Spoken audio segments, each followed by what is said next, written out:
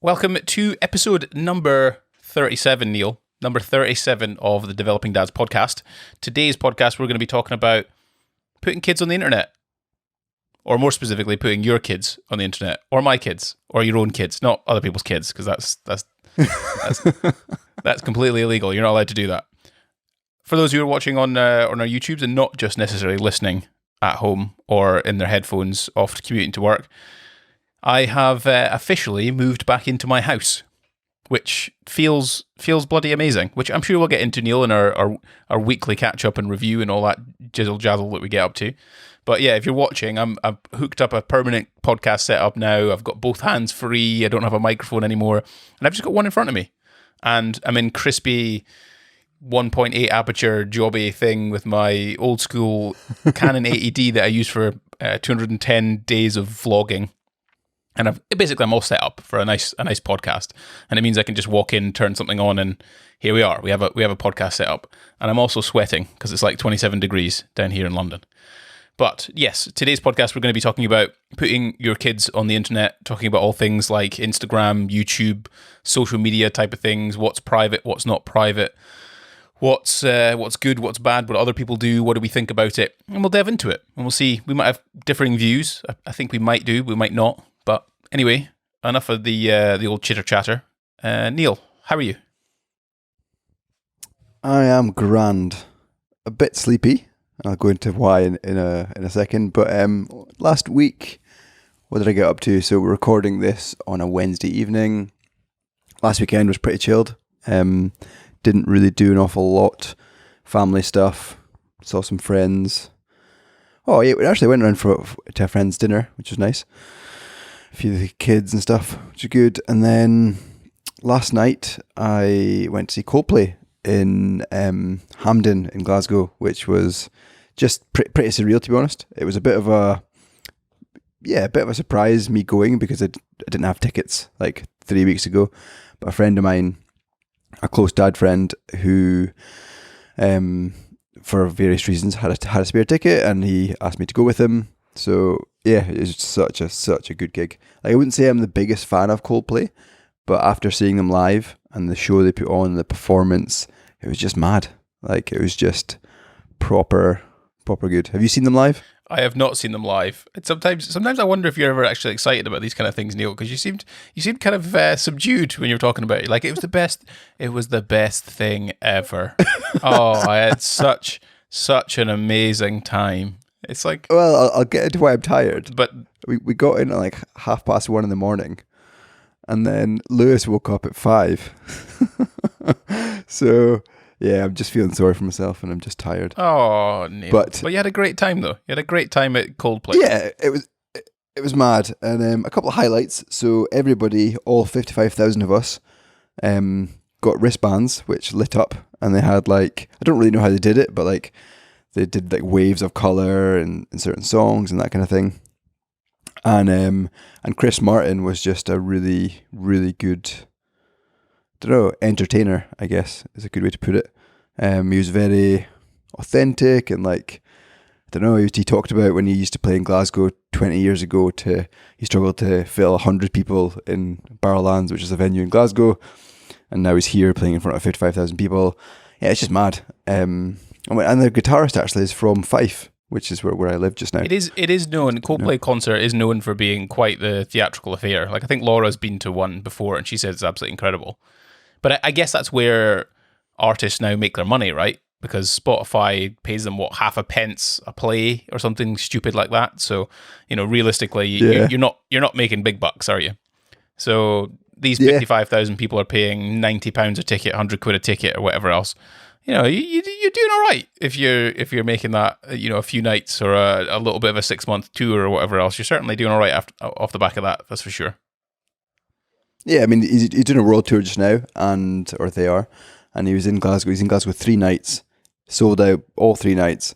So that's like 1.5 million if you take average ticket sales at £100. Just on 3 days. I mean, a lot of work and a lot of cost probably goes into it, but not 1.5 million. 1.5 million, Neil. If it's £100 a ticket. 55,000 people. Times 100. Times 3. Yeah, so 100 pounds times 55,000, right? Yeah. If it's What's that? £10, it's half 550,000 pounds. Yeah. I'm just gonna. I'm tired. I'm just gonna calculate it out. Right, 55,000 55,000 times times 100. Wow. Yes, there you go. What's the number, Neil? Is it 5.5? So he made 17 million pounds. Give or take, yeah. Well, yeah, he didn't make it, but that's the revenue. Fuck hell. Correct. Wow. Not bad. And it probably would have cost him a few million to host that show. Like, to hire at Hampden Park won't be cheap, because I remember the Aberdeen Arena thing was about 50 grand way back in the day for one night. Oasis would hire that. So it's a lot, but still, 5.5 million quid's not bad. Yeah, for a night, and he's doing it over 3 nights. There you go. Anyway, what else have you been doing? That's it, really. Yeah. Oh. I've got an exciting weekend planned. I can go into that if you want. If you can make it sound a little bit more riveting than your best ever concert experience with Coldplay. It involves a cycle with James Watt around the forest. Oh, yeah. It sounds exciting. That's gonna be pretty good, I think. To be fair, do you know how many people are doing it? No, undisclosed. I reckon about 100, maybe 200 max. Like if it's it's not a serious event, so there's no I don't know if it's a serious event, but yeah, the way they've kind of advertised it, I don't think it's a serious event. And yeah, we get to taste some beer, see his Lost Forest. So if everyone doesn't know, Brewdog bought 95,000 acres of forest in Scotland, just off Aviemore, and they're turning it into a big brewery, activity centre, campsite, log cabins, as well as planting millions of trees just to offset their carbon. And James Watt, the founder of Brewdog, is taking a bunch of the shareholders, which I'm one of them, around it on their bikes. So it's 2.5 hours mountain biking with them, and then we're stopping for beer and pizza. Nice. That's not bad. Is that in Aberdeen? Is that going to be in Aberdeen then? It's Aviemore. Aviemore. All right. How are you getting there? It's quite a drive. An hour and a half from where we are. Oh, not bad at all. So you stealing the car, or how are you getting there? Yeah, stealing the car, and then I'm taking a +1, a friend of mine, and we're going to camp. Haven't decided where, if it's a wild camp or anything, but we really wanted to drink, so might be camping in the Lost Forest Garden. We were desperate for the free booze, just like a true Scotsman. Desperate. Indeed. And I've asked James to come on the podcast. I don't know if he will. He probably won't, but we'll see. Yeah, you could just do a rogue recording on your phone. Just give it a try. Just hold your phone up, voice note it, and see if you can get 20 minutes out of him. That'd be quite interesting. Anyway, how's your week been? I'm sure it's been full of moving boxes and logistics. Yeah, it's been a few things that we've done. Like, the big news is obviously I'm back in the house, which is actually nice. It means that the money I was paying for the mortgage and all this money I've paid for this blooming extension, we're actually back in the house enjoying it. And I've had some nice moments, actually. Like, we moved all our stuff. Like, Dave and Denise, my in-laws, they took Olivia to a farm thing on Sunday, so me and Laura managed to get an opportunity to, heave all our stuff from there back down here, actually move in, clean all the dust, which is absolutely horrific, and just try and make it some sort of habitable space. So we did that on Sunday, and then on Sunday evening, obviously my first opportunity was to get the big green egg on. So I got my big green egg barbecue on, did a roast chicken, and we all sat around the table, kind of a bit of haberdashal, whatever it'll be, kind of table thing. We just kind of set up where we could, and it's just a concrete floor that's there. There's no actual nice floor at the moment. And then Olivia was the end of the table, and the bifold doors were all open, and we're all sat there having a roast chicken and some broccoli and some roast potatoes and gravy and whatever else. So that was a really lovely moment. And then I've had a couple of moments over the past 2 days of I'm working at home, Olivia's up the road with Grandma for 2 days, or Nana for 2 days, and Laura's at work. So I've kind of sat in my new kitchen diner, open plan thing with the windows open, lovely weather.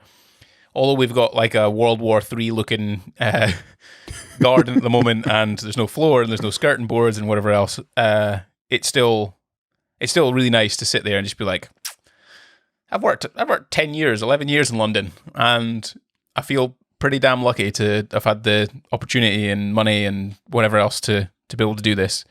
And yeah, it feels good.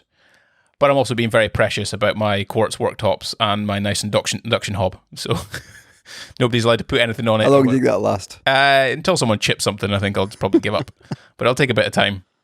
And then I did a bit of work last week. A few client inquiry stuff that I've been doing, polishing off a couple of like wedding edit things that I've been trying to get on with.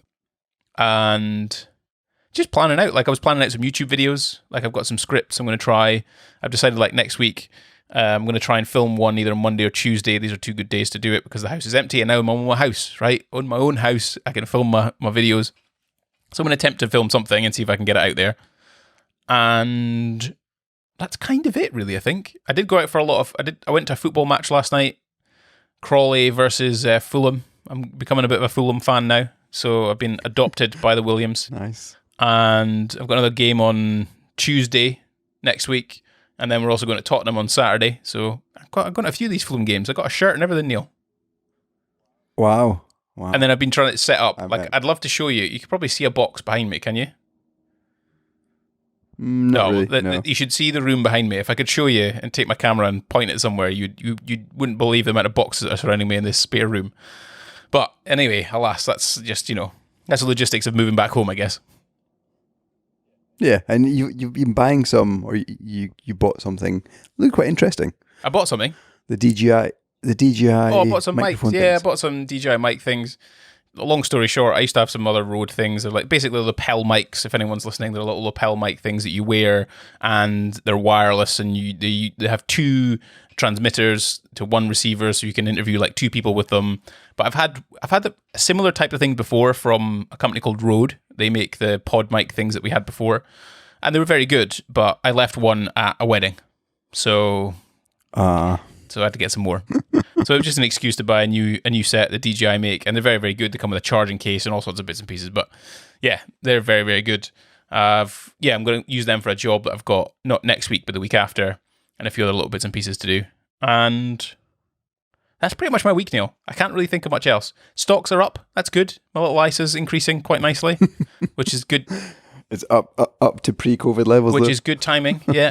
And well, I bought in COVID, so it's up quite a lot. And and I paid my deposit for my new windows, so I'm getting new windows and render done to the house. Oh, nice. So that's good. I swear that's going to be the last thing I'm going to spend money on in this bloody house. Because talking about like financial markets and stuff. I did a bit of an exercise on mortgages, which you'll know about because I asked for you for some advice, but I might cover it quickly in this podcast. So my mortgage comes to an end May next year, and obviously the recession looming, mortgage rates going, or the base rate going up quite drastically. There's forecast that it's going to go up by the end of the year to 3%. And I was kind of like, what's going to happen? Should I look at paying? So I've got $2,000 to exit my mortgage just now. Should I pay that and get a new mortgage and fix for 2 to 3 to 5 years and try and avoid all the kind of crash and downturn and whatever's coming? Or should I stick it out and wait? And I've decided, with a few advice from a few people, to wait it out till January. So in January, I can fix a rate with my current mortgage provider 120 days before my product ends. And yeah, I think that's what I'm going to do. But I guess a lesson for that is like, be aware of these things. Like, be aware of what the market's doing, be aware of when your mortgage is up, and plan. But the thing with the awareness stuff is that's fine, but if you don't know what to do with it, then that's a problem. So I tend to find like if you can trust a few people to speak about it or talk to about it that can at least give you some thoughts and feelings and whatnot, then I guess that's probably that's a good thing, because you can notice the market's going somewhere, but if you don't know what you're doing, then it's good to speak to someone who knows what they're doing. Like I sent you a proper financial advisor. They told you exactly what you should do. I trust them with all my mortgages. I send all my mates to them. So yeah, shout out to Matt, even though he probably would never listen to this Developing Dad podcast. But yeah, if anyone needs a financial advisor. I probably asked about 5 people, friends and him. All right. And they all had the same opinion. So there you go. Well, there you go then. Went with it. All right. So Anyway, today's podcast, as everyone knows, we start off with some pleasantries, asking each other how we are, because blokes don't really talk to each other very much. So it's nice to hear how reviews are going and how stuff's going. And we've often talked about weeks that we've struggled, but we also come up with topics, Neil, don't we? We try and come up with things that are quite interesting to talk about. And this one in particular, as mentioned, putting your kids on the internet. Am I for it? Am I against it? I've had a little daughter, so I can now have at least a qualified opinion on it. Neil's certainly had thoughts on this over the time, whether he should or shouldn't do it. So I guess let's just ask that flat out question, Neil. Do you think Do you think you should put your kids? Do you think people should put their kids on the internet or not? As long as the right controls and safeguards are in place, I don't have an issue with it. You don't have an issue. What are these safeguards and controls? So I make sure that my Facebook's completely locked down, my Instagram's private, so does Rebecca. I generally advise my family and friends to do the same, and that's where I post pictures of my kids. And I think I feel that's safe. So why post pictures of your kids then, if no one else can see it apart from your mum and dad and friends? So I think it's sharing memories and moments with friends that I don't see for maybe I see a couple times a year. For Rebecca's got a distant family that live in Australia; they can see updates, and I'd say I post once a week, maybe twice a week max. But yeah, I think it's nice to share how they're growing up, to share the first day of school, first day of P3, and those kind of special moments. So would you say then that perhaps another platform is probably safer though, like a WhatsApp group or an email chain? I mean, Facebook still owns WhatsApp. So sure. But it's encrypted. You could argue that stuff on Facebook is encrypted, but that's going down a technical thing. Yeah, I don't know. I think WhatsApp. Yeah, I don't know. I've got about 150 friends on Facebook. I did a massive call of them last year. I had 800 people on Facebook, going down to 150, and that was people that I've went to school with that I know that I could probably phone up and say, how you doing? Do you want to go for a pint? I haven't probably spoken to them in maybe a year. So yeah, I'm comfortable with the people I've got on there, and I quite like seeing their kind of lives growing up, and yeah, so I don't mind it. So because I'm curious about that kind of idea of safeguarding. Like, obviously you've got 150 people on there. They're your mates that you share pictures of your kids and things on. But what's stopping them downloading that picture and then sharing it themselves? I guess my point is just there's no matter what kind of safeguarding things you put in place, is still inherently a risk, regardless of what you try and do. And you can put them on the internet, right? That when they're on the internet, there's no privacy, regardless of what kind of safeguarding you put in your place. Because I know there's been stuff you've talked about. I know you had a little Greenhorn YouTube channel for a little while, and you were making little home family videos, which I thought were very cool, and I'd quite like you to start making them again. But you seemed to take it down, and you weren't very comfortable with it anymore. Yeah, so we did that for about 6 months. And I probably haven't watched the videos. The videos aren't live anymore, they're all private. But looking back and watching them, I haven't done it in a while, but it's amazing capturing those memories and seeing Isla kind of in that age group. And although we've got videos of the boys and photos of the boys, it's not curated to a nice 10-minute or 5-minute or 7-minute video on a certain theme. But yeah, the reason we took it down is because we got a bit, I guess, scared of what's out there, who's out there, and we never really did it for the aim. Did we do it for the aim to make money? Maybe that was a part of our motive, but yeah, there was I think there's a period of time where there's a lot of kind of hate and stuff on. I mean, there's a lot of hate on YouTube a lot of the time, but Mrs. Meldrum is an example. I don't know if you've heard of Mrs. Meldrum. She's from Meldrum, originally Aberdeenshire. Didn't know her personally, but she was big on YouTube. She had a few 100,000 subscribers. She put her family life completely on YouTube, her birthing videos and all that stuff. The Youngs did the same. Rebecca knew the Youngs, and again they amassed a few tens of thousands of followers and got quite close to two very famous YouTubers. I can't remember their names now. You'll know them, but Alfie something. Anyway, they had bad death threats and messages, and people found their home addresses, and that kind of thing just scared us. It was why are we doing this? I don't want to put our kids at risk. And then there's part of me like as I was growing up now, she's 7 years old. She's not like self-conscious or anything just now, but I can see when she's 12 and 13, if her friends see videos of her, I don't know, like going to the toilet or having a tantrum when she was 3 years old. Yeah, it's not something I want. What if you're getting paid £1 million a year to do it? Yeah, I mean, I think hopefully by now people have realised money doesn't motivate. I mean, I work 4 days a week.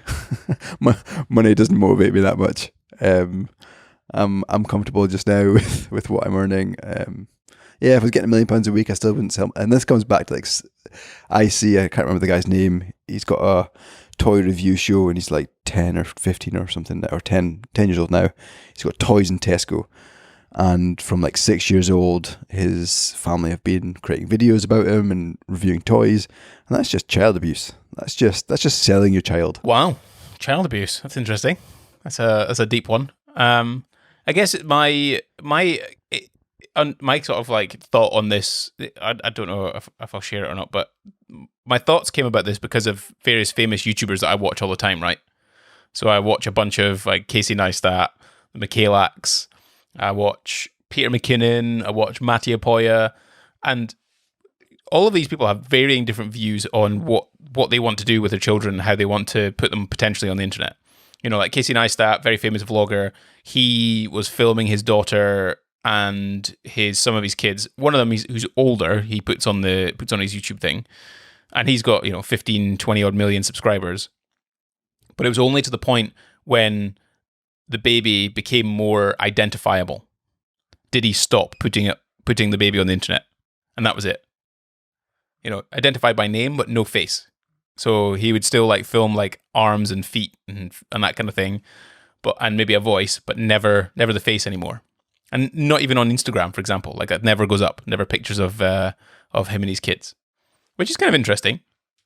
And I can kind of see why.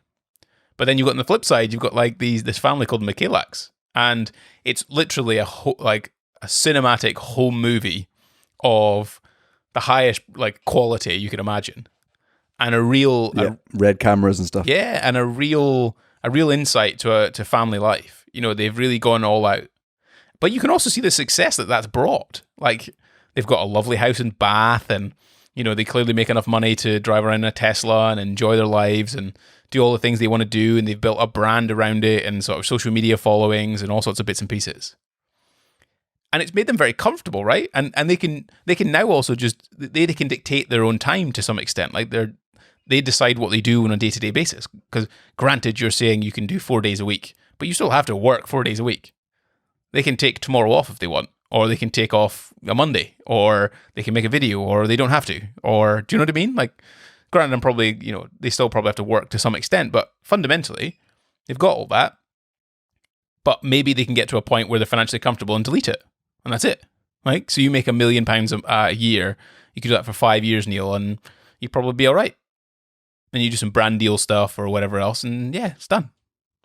So I guess kind of like, I don't know. For me, it's like there is the side effect that there are weirdos, and the more of an audience you have, the more weirdos you're likely to attract. Like if you just talk to a group of 10 people, it's unlikely to find a weirdo, but if you've got 10 million subscribers and you're talking to them, it's probably a strong proportion of them are weirdos. Like Ali has people turn up to the office, for example, which has happened before. Wow. So there is that, right? There is that risk. But at the same time,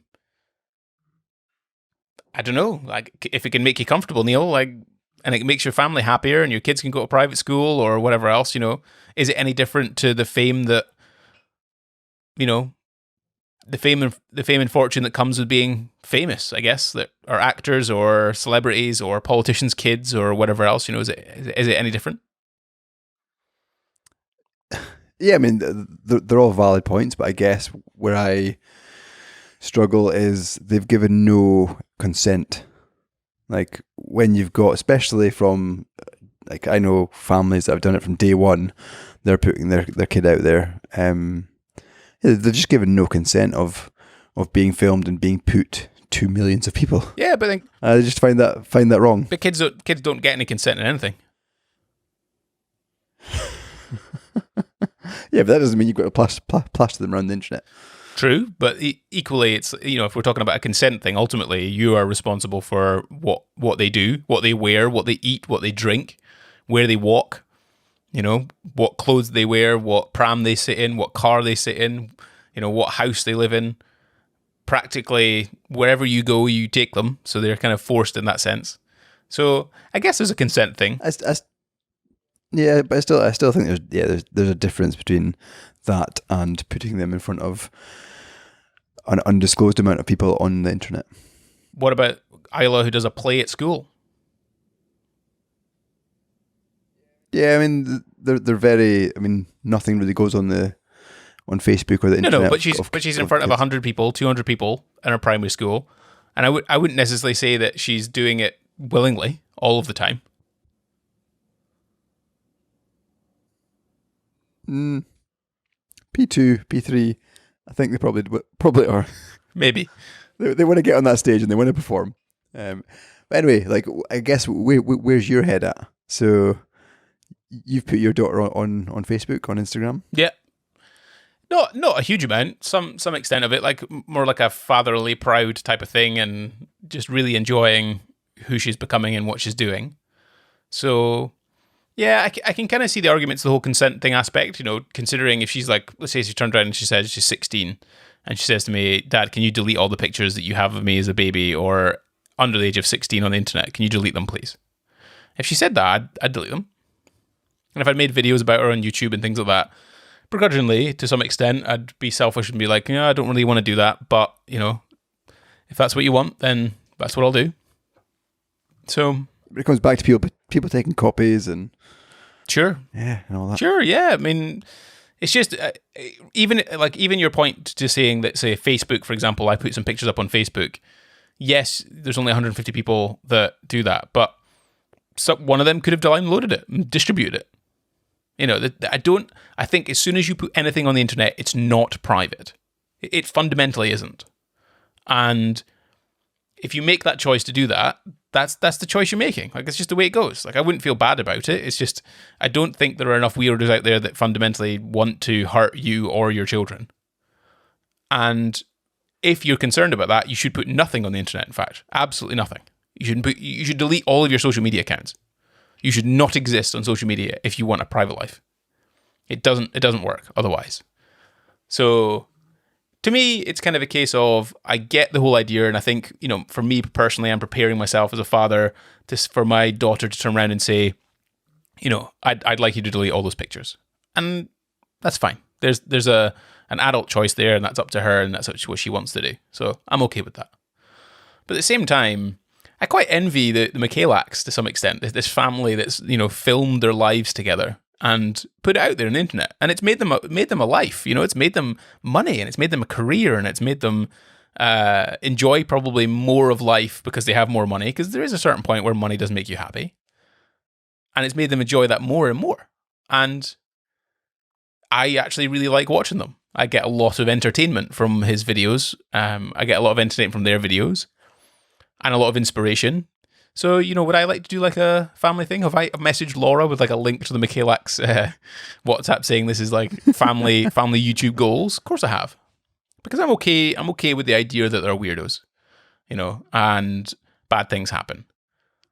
But I'm also on the upside of like, I guess a part of it is like, it's not just entertainment necessarily. It's not just, you're plonking your kid in front of a camera and saying, hey, play with this toy, film this thing. Like you're talking about, like we'll probably get to that idea of, kids making money for their parents or making money for their family and they're technically working, which is, is that child labor? Probably is. But you're actually just making videos about your family life, right? And you're sharing it. Because the Michaelacs, as this example, I'll keep using them because they're a very good example. They share their ups and downs, right? They talk about all this stuff that we talk about on this Developing Dads podcast. It's just a video. They talk about the struggles, they talk about the highs, they talk about the difficulties of raising children, the difficulties of just being an individual within a family, as a dad or as a mum. What do you do? How do you handle things? And I find that really inspiring and interesting, and I don't know why you wouldn't want that. I don't know why people wouldn't want to necessarily inspire other people to be better dads or better mums or, I don't know, something like that. Yeah, but so what about this scenario? Is Olivia is now 13 years old. She's going to high school, and you have documented her life on YouTube. It's all public, and there's certain people in the school that have found these YouTube videos and maybe edited them, made them a bit just different to what you want them to be like. Maybe Photoshop them, or like just they've now got a reel of content of her whole life that they can use, print out, abuse. Sure. Yeah, I mean, it's a big consideration. Like, how would you deal with that? Like I'd deal with any other social media issue. You know, But that's you putting her in that situation. yeah, sure. But, kids are going to be mean, right? Kids are going to might do things like that. Kids are, if they didn't have necessarily videos of someone, they would find a way to do it, right? The kids would find a way to be mean if they want to be mean. So if it's using videos that were filmed some 10 years prior to being at school, let's say they don't have that, Neil, they'd still find a way to be mean. They still find a way, if they wanted to bully Isla or Olivia, they would still find a way to do that. That would just be their mechanism to be able to do it, and it would fundamentally just happen. It would happen anyway, I think, is my point. If, for example, again, I go back to that thing of if Olivia comes back to me and she says, "Dad, I want you to delete these. I want you to delete these videos." People are bullying me about it at school. Fine, they are deleted, no questions asked. And if they've taken them and used them and manipulated them, fine. But again, at the end of the day, if these kids want to bully a kid, they're going to bully the kid, right? So it's like, this type of thing where I think we've talked about before in this podcast, where we've talked about like social media and Instagram and whatever else. And it's like, we would restrict their time on it and what they use it and monitor it and all that kind of thing. But at the end of the day, it's still going to exist and bad things are going to happen. But how do we mediate those and mitigate them as best as we can as parents? How do we teach our children to behave in a certain way on certain platforms? What's good, what's bad? What are things that we need to avoid? And we let them do what they need to do, right? So for me, if I did film Olivia for 10 years of her life and then kids started taking the mick out of it and she came to me and said, "Look, Dad, I'd like you to delete the videos," I'd be like, absolutely. No question. I'll delete them, unlist them. They're gone. Yeah. What's your thoughts of like selling your child? People are viewing your content to see what Olivia's up to see how she's developing. This is an interesting one, because we in this country, right? In this country in particular, we can sit here and be like, this is probably wrong. This is not necessarily a very good thing, because you are taking your child and you're putting them in front of an audience, and you're probably making them do it when they might not want to do it, but it's making a lot of money and it's making everyone's lives better. So buying bigger houses, nicer cars, nicer clothes, all this type of thing. And there are positive outcomes of this. So you've got, I can't remember his name, something Henry maybe. Anyway, he's like a Minecraft person. He was doing it when he was like 12 on the internet, and he was making videos like kind of like this a little bit, but making Minecraft. And he got to the age of about 16, 17 where he was making some proper, like big money. And his dad got involved, and it's basically worked together like a business, right? They started, he started helping with his accounts, hiring people, like managing him, working together on it. So it was kind of started by him, and then fundamentally his dad sort of helped him basically manage it from an adult's perspective and do all the bits and pieces that he didn't want to do. But then you've got kind of kid entertainers who are playing with toys and they're filming those kind of things, and other kids are watching them. In this country, you could turn around and say that's bad because adults can earn enough money to be able to support their children, right? But what about in countries where that's not necessarily possible? Where, mom or dad find it very difficult to get a job.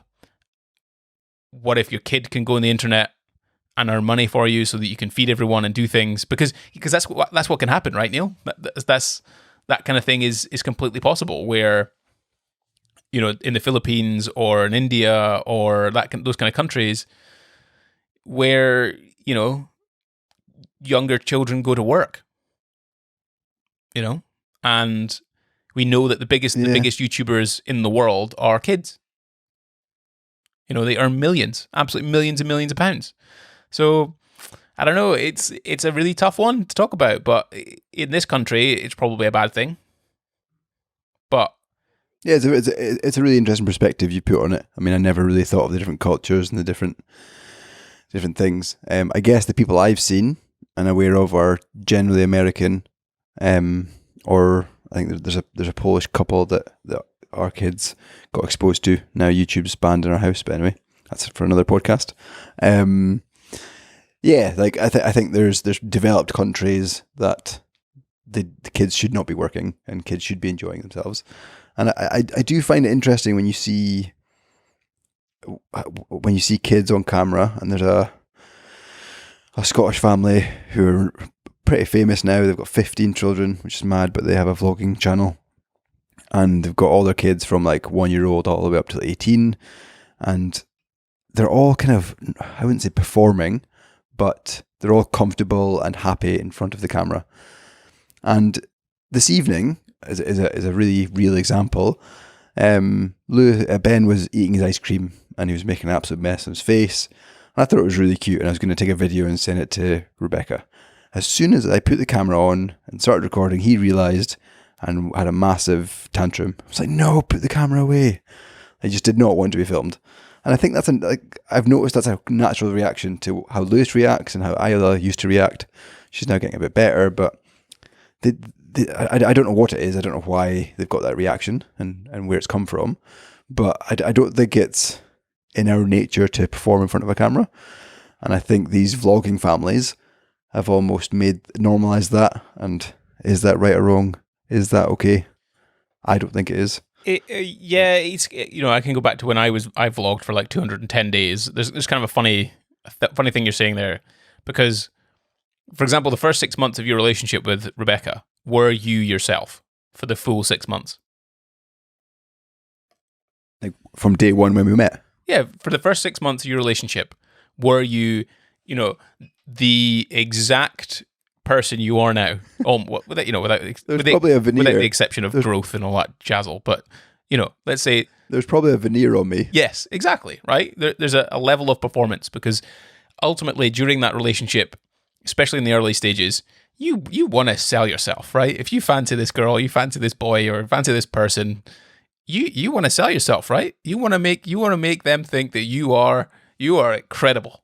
So you're gonna dampen down. You're gonna dampen down those hanger signals. You're gonna, be a little bit kinder, a little bit nicer, a bit more patient than you normally would be. And that's not to say you're not those things, Neil. You're a lovely chap.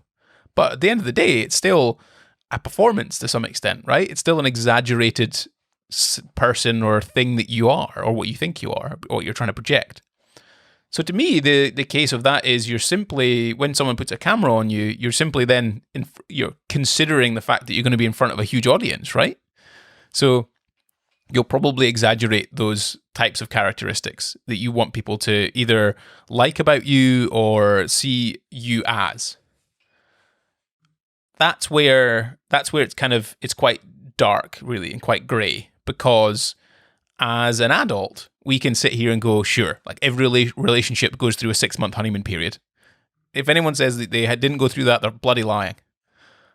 And everybody puts on a smile when someone says, let's take a picture, because nobody wants to be the person in the picture with the scowling face and, not looking all unhappy, right? But we understand that that's just part of the game, right? That's part of the thing that happens, and, so what? That's just how it works. But when you're a kid, I don't think you really understand that, do you? You don't really understand that this is just a bit of a game, and it's part of like the thing that you have to do, and you don't always have to be happy. You don't always have to be upbeat. You can just be yourself whenever you want to be yourself. So it's quite scary, isn't it, when you think that if you're not emotionally ready to do that or understand it, then it can perhaps be something that's a bit more challenging, a bit more difficult. But I guess that also depends on the way you film it. If you're making them act or be center stage or perform, then I guess you're likely to go down that route. Whereas our example of Michaelax, I don't think their kids perform necessarily. Like he's done it in a very they're very subtle. Yeah, it's done in a very nice way, and it's filmed in a certain way that makes it work very well. So I guess again it comes down to the parent, right? What do they want to do? How do they want to do it? And one day maybe their kid's going to start suing them. Yeah, I mean, I wouldn't be surprised if that's looming, because some of the channels in America you see of there's this brother and sister, maybe 3 and 6 year old, and they're acting out like plays and situations and scenarios, and it looks like it's acted. It looks like it's been kind of told by the parents to do this, do that. We'll film you. It just does not look right at all. And there's that kind of like dark thing as well, perhaps, and again, this is me being judgmental, but perhaps the children are trying, because the adults are probably like, hey, we're going to get paid to do this and this is going to make us lots of money, so let's try and get our kids to do it. When the kids do it, they'll give them lots of love and lots of attention and lots of care and whatnot, and then the kids then think it's, it's like an association thing. It's Pavlov's salivating dogs when he rings the bell, right? The kids think that's how they get love from their parents when they perform, So there's lots of this that I had considered and I had thought about, and that's why I think that I'm not that bothered about putting my kids on the internet. Because if at the end of the day they come to me at some stage when they're older and they're like, "Hey, Dad, I don't want to be on the internet anymore," I'll take them off. But at the same time, the way I'd like to capture it is not in a way in which I'd make my kids perform. Like, I'm not asking them to do a tap dance or, play with this thing or do this sponsored integration or whatever else it is. I'll take those adult things. But I would have, as a kid now, looking back as an adult, I'd have loved to have seen my life growing up. I'd have loved to have seen the things that I did, where I went, and in it like a home movie, right? Like a crazy home movie thing like the McKaylacs do. And also to provide an audience with an insight to a family and how that family dynamic works, and the good things that we get through and the bad things that we get through and the difficulties and the discussions and everything. I quite like that. I don't know. But why not just keep it personal, keep it to yourself? Because I like sharing. Like a life shared is a life lived. Why not just be single your whole life, Neil? Why not have any kids? Because it's nice to share your life, and screw it. If I share that with 500,000 people or 500,000 subscribers, I'm all right with that.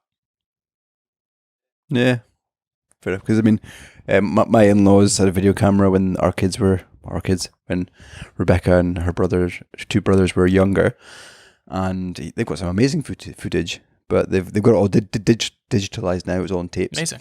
And it's amazing looking back, and they send it on WhatsApp, little clips, like 10-second clips and stuff, but they won't put it on Facebook or Instagram or YouTube. But again, it's amazing to see it. And I do wonder, with the volume of content that we take and we create on our phones, like, what's going to happen to that? Yeah. Like, it just gets lost. Yeah, like I think Laura has 4,000 pictures, and probably half of them are of Olivia on her phone now, and they're great, and she categorizes them to some extent. And this is kind of like, this is part of like the photography thing that I really like, is when you print your work. You put it on, hang it on a wall, and you look at it. That is so different to having it on your phone or on social media or whatever else. So I guess for me, like, just making a movie and keeping it private, putting it on YouTube is like hanging my picture on the wall.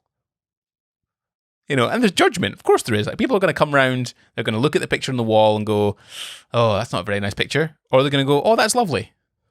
Right? They'll probably say it's lovely, but, that's the way it goes. But I guess that's where YouTube, to some extent, like that's hanging my picture on the wall. It's just saying, this is my family, this is what we do. There you go. Yeah, I think it's a bit more, I think, than just hanging a picture on the wall. But it's a bit bigger audience. I don't think you're going to be having 500,000 people come around your house, Neil, and just be like, "Oh, that's a lovely picture of you, you on the wall there, Neil, with your wife." Yeah, I mean, do you think there's going to be any kind of change in society where it becomes illegal? Oh yeah, or it becomes. This is something I'm quite interested in. Just generally speaking about social media.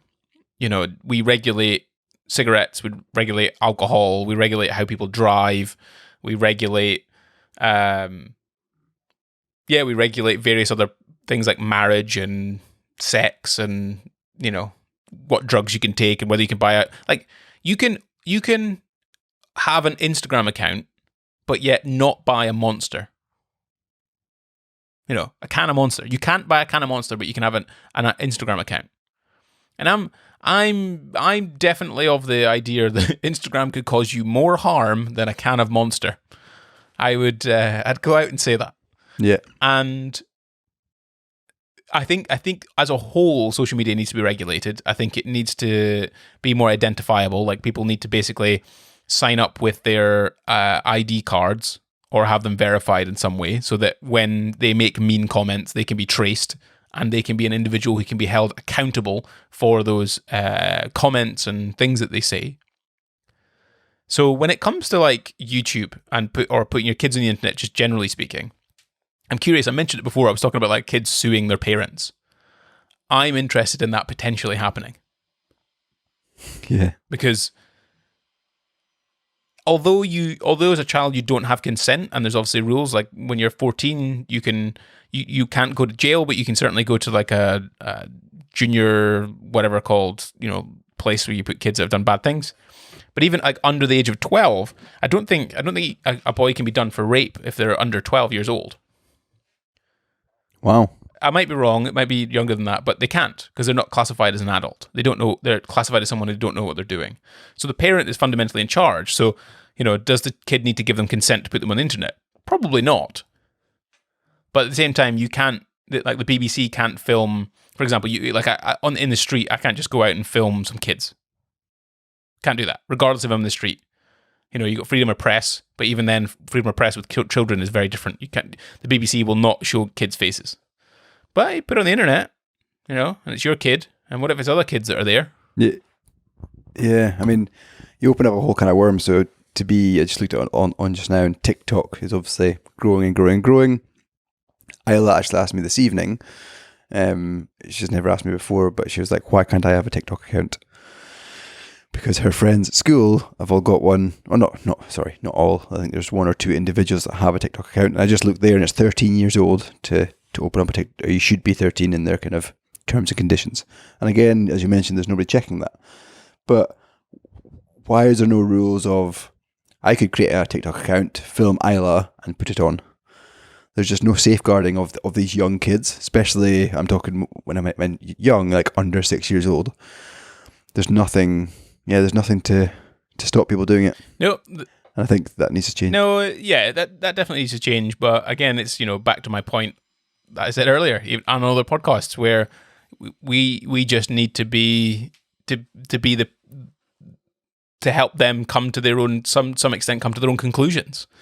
You know, guide them, tell them what's right, what's wrong, and let them make their decisions. That's just probably the way it's going to be. And you decide that whenever, like, I wouldn't let Isla have TikTok right now. I wouldn't. Not a chance. No, I wouldn't. And I'd be questioning why parents at school that are of Olivia's age, I'd probably be asking them. I'd probably go up to the parent and just be like, why is your kid on TikTok? Like, this is ridiculous. But school should be doing that. Like, yeah. I don't know. Anyway, I guess that's just my point. But yeah, the whole suing thing, I'm quite interested in. You know, do I think that, you know, child performers and stuff will sue their parents? Probably. Wouldn't surprise me. I can see it happening. Definitely see it happening, in fact. Maybe in America more so than here. Yeah, I mean, there's this crazy story of, I think he's maybe 10 or 11 or maybe 13 now, but he's called Mini Jake Paul. I don't know if you've ever heard of him. And he rose to fame through his parents. He was about 5 years old when he first got his first Instagram, and he's got 5 or 6 million followers on Instagram now. And his name is Mini Jake Paul. He's not related to Jake Paul at all. But his parents thought he looked like Jake Paul, so he plastered him all over the internet and got Jake Paul's attention, went viral. And yeah, like, I don't know, is there a case now this kid's close to his teenage years, he's still called Mini Jake Paul? There's something there that it's just, yeah, it doesn't sit right with me. It doesn't, but then, you know, you could talk about all of the Disney stars, right? When it was back in the day of Nickelodeon and all that kind of thing on TV. You know, look at what they've done. Like Ariana Grande, I think she was on Disney, wasn't she? Drake was on Disney. Britney Spears was on Disney. Justin Timberlake was on Disney. There's probably like a whole bunch of other child actors and performers. And, you know, they're in front of huge audiences, working, earning money, doing all these kind of things. And sure, they've probably got like Britney Spears shaved her head randomly. I'm sure there's been some like nervous breakdowns across the board on various things. But at the same time, they've built a pretty good life for themselves. Like, in fact, a huge life for themselves. You know, Drake is the most played artist on Spotify. And if he hadn't done that, if he hadn't done the whole Disney thing, do you think he maybe would have become the star that he is now? Would Britney have become the star that she is now? You know, would Christina Aguilera, I think she was the same one.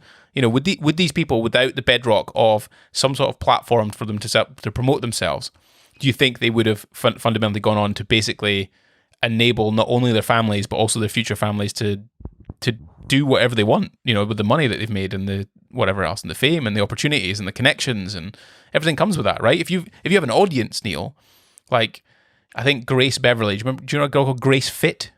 She's like an Instagram fitness girl. She studied music at Oxford, set up this business.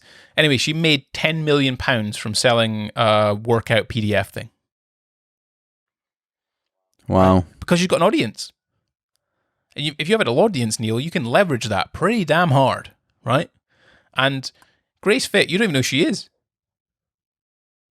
But she made 10 million quid selling to a bunch of people who do know who she is. So I guess there's a level of fame, right? There's you'll know who Justin Timberlake is. I do. You know what he looks like. And he'll make a lot of money. But equally, because now I'm going down a route that I'm trying to think about here, is that we now fundamentally have niches, right? And very tight niches where you don't have to be like a global pop star. You can just play the guitar really well on YouTube. And you can make millions of pounds doing that, rather than having to go on arena tours and TV and mass audience stuff. You now just have a bunch of loyal fans that are willing to pay for what you've got. So if you've got that audience, and hey, if you don't have YouTube, you don't have Instagram, you don't have social media of some kind, you ain't going to build that audience very easily. And maybe you don't want to be sat behind a desk. So maybe if Isla goes on the internet and does well out of it, makes some connections, you know, I don't know. Like it's all choices, right? I see where you're going for, but certainly through this conversation, almost an hour, it hasn't changed my mind. Like, I think I'm still going to do what I'm doing. Not going to create a YouTube channel, and yeah, I mean, the guy I went to Coldplay with, him and his wife and his father-in-law, her dad, they're both big on no sharing of any photos of their kids. And they asked us if we have photos of birthdays and stuff, don't put them on the internet. And I respect that. I'm okay with that. Yeah, that's okay. That's absolutely fair. Yeah, but then, they've got their own values and views. Look at me now. If I didn't have a voice on the internet, or had been brave enough to want to do it, or confident enough to want to do it, I'm sat in a house that's the reason I'm sat in this house right now is probably because I put myself on the internet. Yeah, and not when granted, you I'm not a kid. You were coming out your mum's womb. Absolutely. Like I'm not sure about that, but then equally, if there's a skill that you could teach Isla, there's probably a few, like coding, for example, that's very valuable. Certainly, yeah, very very valuable. But probably so is content creation, because everybody wants to be a content creator. Yeah, I mean that whole creative side of things we're definitely pursuing and encouraging, but it's more paper-based and kind of iPad-y virtual reality type based stuff. There's nothing going online yet. All right. But I don't think it's changed my mind. I think I'm still okay with it. I don't mind. And I'm also okay if I've put 15 years into filming my daughter and creating amazing content. If I do, then I'm okay with her turning around to me and saying, "Dad, can you delete it?" Because her needs, wants, and happiness is more important to me than the whole movies that I've put on YouTube. I'd get rid of them. So, yeah, I'd probably, yeah, I'd go as far to say that I'd delete them. But I'm still okay putting my kids on the internet. I don't mind. That's it. That's our conclusion. Neil still stands by his, where he's like, nah, not having it. And I'm here saying that I'd still put them on the internet. Yeah, fair play. Right. Well, I think we better get Neil to bed, because he sounds absolutely knackered, the poor loon. Yeah, a few hours sleep, not good. No, it's not good, but it sounds great. Either way, you were at Coldplay, enjoying yourself, making their £1.5 million. Either way, ladies and gentlemen, thank you very much for 2.5 listeners, maybe 3.5. I actually met someone who listens to the podcast, Neil, which is it's just great. You know, we at least know one person listens. Wow. And they also recognize the idea that I use the 2.5 listeners, so they clearly get to the end of these podcasts, which is brilliant. But either way, thank you very much for listening to episode number 37, Putting Your Kids on the Internet, of the Developing Dads podcast. We're obviously across all the usual podcasting platforms. You'll be listening to this, no doubt, if you get to this stage on whatever platform you use. 51% apparently comes from Spotify, so it shows who's dominating that market, quite frankly. Even though we don't have a massive audience, but that's still over 50% of our listens are from Spotify. If you're interested in watching this on the internet somewhere, probably on YouTube, where, you know, maybe in 10 years' time, Neil might turn around to me and say, brother, can you remove my... Take it all off. I'm getting bullied at work because of my thoughts and feelings on the Developing Dads podcast. Anyway, yes, you can watch us on YouTube at Developing Dads. Equally, if you want to follow us on Instagram, by all means, join us there. Again, we've got very few followers, but equally, anyone who does follow us, we do at least appreciate it. And any comments or questions that you potentially pass on or wish to make, then by all means. Either way, I hope you have a wonderful week, and we'll see you in the next episode. Cheers. Thank you.